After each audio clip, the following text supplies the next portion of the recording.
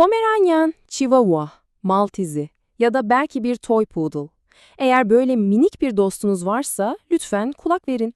Çünkü şimdi konuşacağımız konu o duyduğunuzda içinizi cız ettiren o kuru öksürük sesi ve onun ardında yatan pek de bilinmeyen gerçekler. Bir an durup o sesi hatırlayın. Hani sanki boğazına bir şey takılmış gibi aniden patlayan, kesik kesik, telaşlandıran bir ses. Belki de gecenin bir yarısı sizi yatağınızdan fırlatan o ses. Evet, tanıdık geldi mi? Aynen bu. Hani kaz sesine benzetilen o garip kık kık sesi. Çoğu küçük köpek sahibinin ne yazık ki çok iyi bildiği ve duyduğu anda yüreğini hoplatan o ses. Bakın bu asla basit bir öksürük değil. Aslında bu, birazdan tüm detaylarıyla anlatacağımız çok daha ciddi bir durumun ilk alarm zili.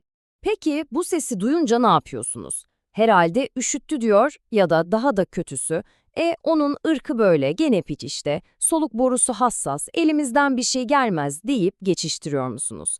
İşte tam da bu noktada bu tehlikeli ve çok yaygın yanılgıyı yerle bir etme zamanı geldi. Şimdi bakın, bu karşılaştırma aslında her şeyi anlatıyor. Sol tarafta ne var? O kolaycı yanılgı. Aman canım, genetik bu, yapacak bir şey yok. Ama sağ tarafa, yani gerçeğe bir bakın. Bu sizin durdurabileceğiniz, en azından yavaşlatabileceğiniz dejeneratif bir süreç. Yani bu bir kader değil, müdahale edebileceğiniz bir durum. Peki ama nasıl oluyor da diyelim ki 3 yaşında sapasağlam olan bir soluk borusu 7 yaşına geldiğinde bir anda çökme noktasına gelebiliyor? İşte bunun cevabı soluk borusuna yapılan 2 aşamalı bir saldırıda gizli. Gelin şimdi bu kısır döngüyü bir inceleyelim. Saldırının ilk ve belki de en sinsi olanı kimyasal olanı, karşınızda MMP'ler. Bunları vücudun kendi ürettiği bir tür kimyasal silah gibi düşünebilirsiniz. Normalde mikroplarla savaşması gereken bu enzimler, soluk borusundaki kronik iltihaplanma yüzünden aşırı salgılanınca bu sefer kendi dokusuna saldırıyor ve kıkırdağın temel direği olan kolajeni resmen eritiyor. İşte süreç tam olarak böyle işliyor. İlk adım kimyasal saldırı. İltihaplanma MMP'leri salgılıyor. Bu da normalde sert ve esnek olması gereken kıkırdağı adeta bir jöle kıvamına getiriyor. Tam da kıkırdak bu kadar savunmasızken ikinci saldırı başlıyor. Fiziksel saldırı. O şiddetli, boğulur gibi öksürük zaten zayıflamış kıkırdağı acımasızca vuruyor. Buna çekiçleme etkisi diyebiliriz. Bir düşünün.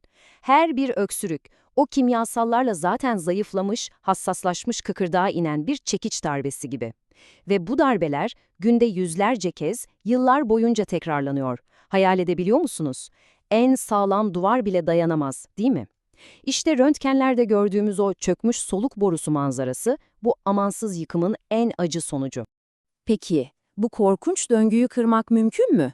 Kesinlikle evet. Şimdi hikayeyi sorundan çözüme çeviriyoruz. Artık odak noktamız, çökmüş bir yapıyı onarmaya çalışmak değil, o çöküşe giden yolu en başından tıkamak.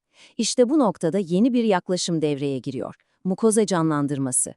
Bu yaklaşım o ikili saldırıya 3 adımlık mantıklı bir cevap veriyor. İlk olarak bir kimyasal kalkan oluşturuyoruz. Yani koruyucu mukoza tabakasını güçlendirerek MMP enzimlerinin kıkırdağa ulaşmasını fiziksel olarak engelliyoruz. İkinci adım mekanik yağlama. Soluk borusunun içini nemlendirerek öksürük refleksini tetikleyen sinirleri yatıştırıyoruz. Bu da o çekiç darbelerinin hem sayısını hem de şiddetini azaltıyor. Ve son olarak doku canlandırması. Hasarlı hücrelerin kendini onarması için en uygun ortamı yaratarak kıkırdağın doğal esnekliğini korumasına destek oluyoruz. Sanırım artık resim çok net. Odağımızı acil durum müdahalesinden, yani tedaviden, akıllıca bir korumaya çevirmemiz gerekiyor. Buradan çıkaracağımız en kritik ders şu: proaktif olmak, yani önlem almak sadece en iyi strateji değil, aslında tek gerçekçi strateji. İşte bütün bu analizin özeti bu cümlede saklı. Önceliğiniz, o anki rahatsız edici sesi bastıran bir öksürük ilacı olmamalı. Asıl hedefiniz, köpeğinizin yıllar sonra bile rahat bir nefes almasını garantileyecek olan kıkırdak koruması olmalı. Bu, semptomu değil, sorunun ta kendisine hedef almaktır. Artık o masum sandığınız kık kık sesinin ne anlama geldiğini, içeride nasıl bir savaş döndüğünü ve bu savaşı durdurmak için neler yapabileceğinizi biliyorsunuz. O zaman size son bir soru sormak istiyorum. Köpeğinizin 10 hatta 15 yaşında bile rahatça koşup oynayabilmesi, nefes alabilmesi için Onun geleceğini bugünden korumaya başlayacak mısınız?